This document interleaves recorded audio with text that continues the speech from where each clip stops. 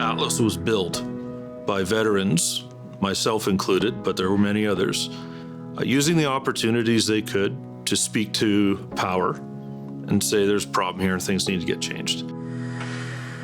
Well, it's important to know how Atlas was conceived. So it started with many, many years of advocacy from veterans and their families.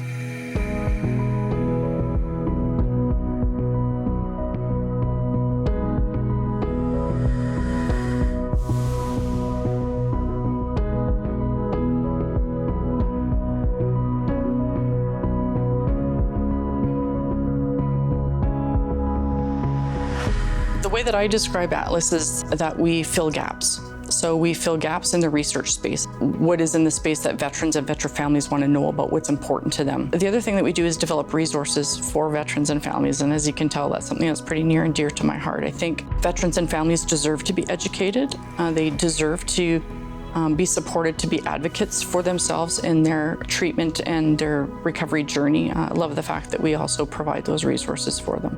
We know that veterans and their families have sacrificed at the highest degree.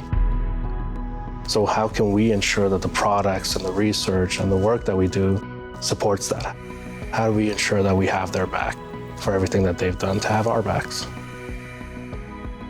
We do have a research arm, so looking into different treatment modalities for mental health issues that veterans are faced by, whether it be PTSD or traumatic brain injury.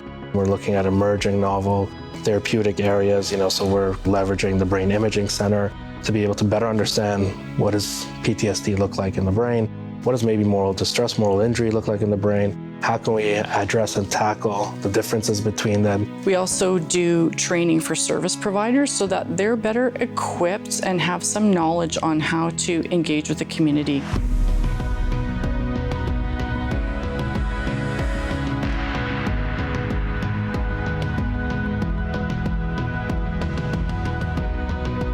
I think veteran families serve humbly. I think they serve quietly. We have our own brand of courage. How do you learn about the modern veteran community unless someone like me tells you a thing or two about us? And so we're not teaching doctors how to be doctors. What we do is we offer training so they get a little bit more insight on the person that's about to sit down on their couch. And when I don't know the answer, 19 years in the forces will show me the door that I need to knock on to get that answer. Well, lived experience and lived expertise is critical and central to everything that we do. It really starts off with someone saying, I know what you've been through, I know what you felt, and this is what it might be, or this is what you might be looking for. And if as soon as you offer that to someone, that kind of gives them that first step and that sigh of relief that, hey, actually recovery is possible and that there is something out there for me.